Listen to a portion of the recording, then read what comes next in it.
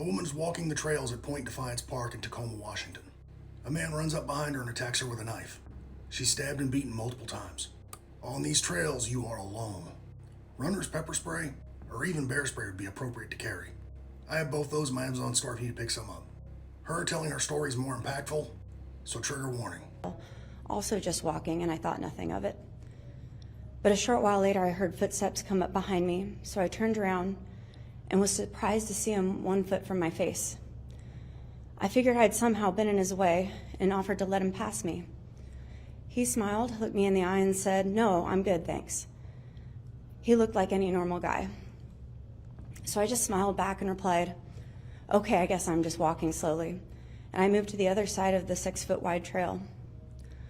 Once I turned my back to him and took several steps, I heard even faster footsteps and felt the first blow to my head.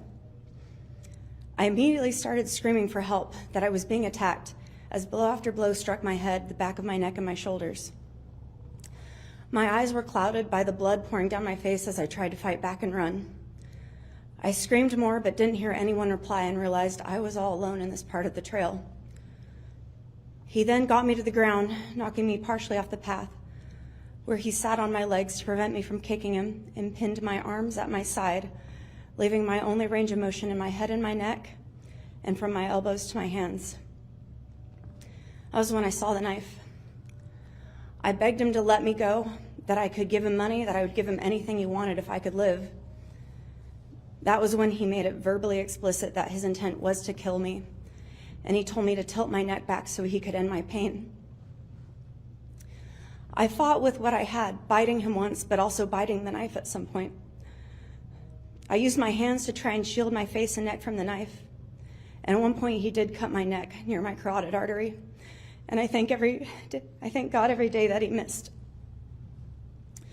I continued screaming that this man was trying to kill me until I finally heard someone yell back, "Is everything all right?" To which I again screamed for help.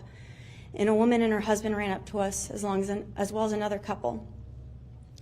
She told the man to not kill me and tried to get his attention off me, but he turned back to go for my neck again. At this point, she came up and kicked him in the head, where he ran off down the trail. I laid there on the ground while the woman and another bystander cradled my head and face, keeping pressure on my wounds. I couldn't breathe without excruciating pain, and it kept crying out how much I wanted to live, how I didn't want to die out there. The two women kept pressure on my head and my wounds and reassured me that I was not going to die. When EMTs arrived, stabilized me, and rushed me to the ER for surgery. Of the physical injuries, I suffered multiple lacerations and scarring to the hands, neck, and face, some that make it hard to believe that I still have the use of both my eyes and ears. I am recovering from a pneumothorax from a deep stab wound in the shoulder muscle and from being thrown to the ground, but I still struggle with breathing normally. My left arm and side are so much weaker than they were before, and I can't pick anything up without help. My sisters, while cleaning my hair that had been matted with blood and dirt, a process that took 3 days, lost count of the number of staples, but with the multiple skull fractures, I have more than 120 staples in my skull, neck, and upper back. I used to be physically active and social, going outdoors for runs and hikes, going to the gym with my friends to rock climb.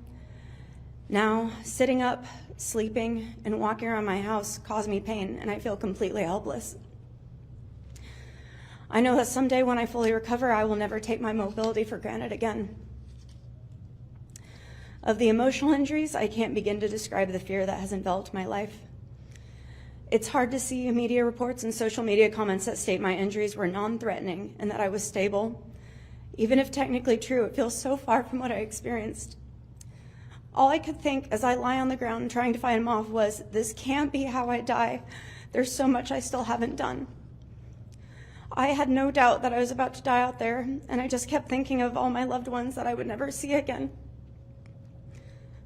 I was one wrong move from being killed. I was completely alone, and I still can't believe that I survived.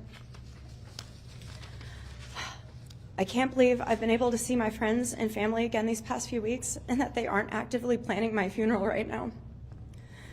My mental health feels anything but stable.